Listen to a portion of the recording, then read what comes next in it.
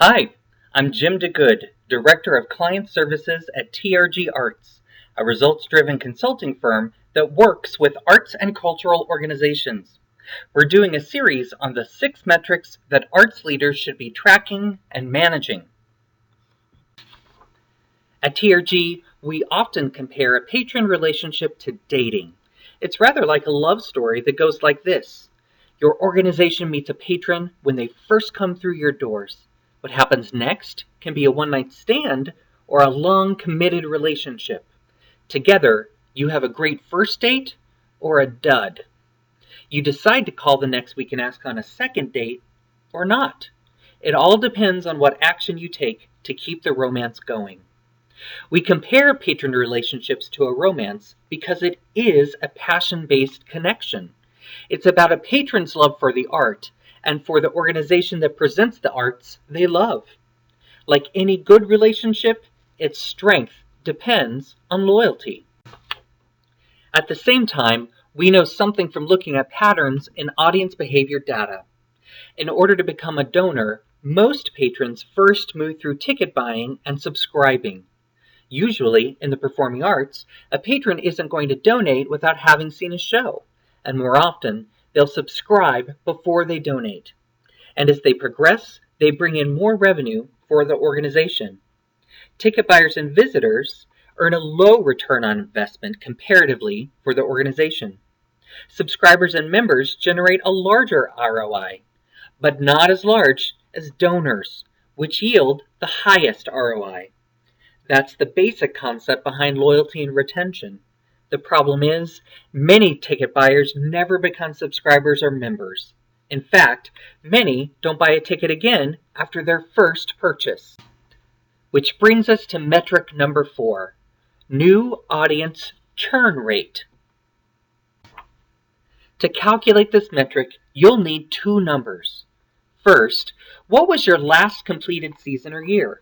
Go back 1 year from that and find how many of your patrons were new to your organization. You can usually find this in your database by finding out how many records were created that year.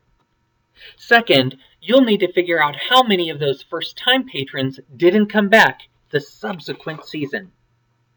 Why is this number important? Well, if you're like most organizations, your marketing department spends a lot of time and money attracting new audiences. But are you also spending time and money on keeping them once you've got them? Most organizations don't. When we studied this metric with a group of performing arts organizations, we found that, on average, 4 out of 5 patrons bought 1 ticket and never purchased another.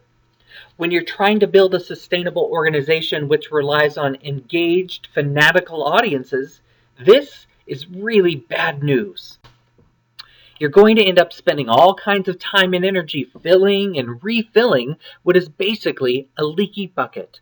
When you start focusing on loyalty and retention, you can bring focus on patching up the holes instead. When you start getting more patrons to come back, lowering your churn rate, you can begin to grow loyalty and revenue for your organization.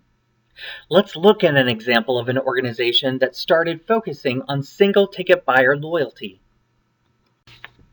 Seattle Repertory Theater created a 4-year program to cultivate new patrons. They started in year 1 with efforts focused on getting that second date. And so, that first year, the new single ticket buyer got an offer to come back for a second show and nothing else.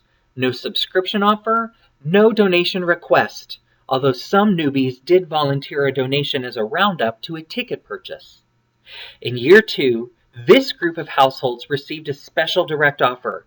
Come to any 3 plays for $99. Again, this was the only special offer put in front of this group that Seattle Rep was cultivating. In year 2, households in this group bought on average 5 tickets. In the 3rd year, this specially cultivated group got its own subscription offer, their first traditional subscription mailer, and a follow-up phone call. In year 3, relationships developed further, and this group of households bought an average 6 tickets that year. In the fourth year, which was the season completed in June 2013, Seattle reps specifically cultivated group of subscribers were asked to renew, and they did at an 81% renewal rate, which is a rate we normally see with long-time subscribers, not with newbies. Seattle Reps' retention program is a concentrated, patient, focused effort to get newbies to come back. They were building a relationship where none previously existed. Like a romantic relationship, it took time and trust. The patrons, which Seattle Rep cultivated specially, were 3 times as likely to return the following year as other patrons. And look at their lifetime value. To calculate this metric, TRG looks at the cumulative average investment of each household that comprised all of the first-time ticket buyers in year 1. We do this measurement to observe the value of retention in a perspective that normalizes for the size of each group. Here, the red bars represent our cultivation group, the second daters, and the blue bars represent other first-time ticket buyers who did not accept a second date. You can see by the end of year 4, each original household in the cultivation group represented $257 in cumulative average household spending. That's more than double the other new first-timers spent. This case illustrates these key points. First, retention of new single-ticket buyers is a worthy discipline that requires focus.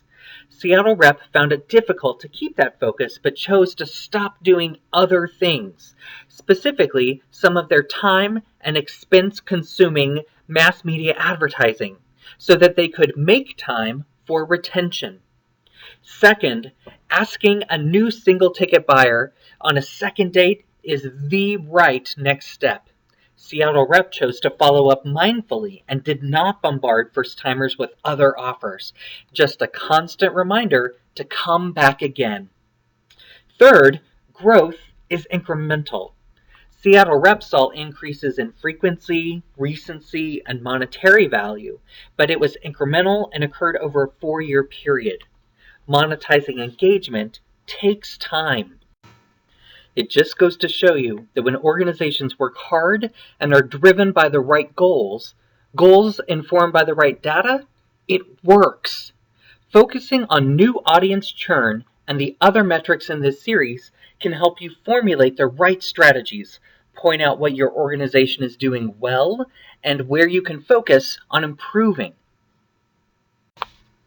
In the next video, we'll talk about another loyalty metric, percentage of subscriber donors.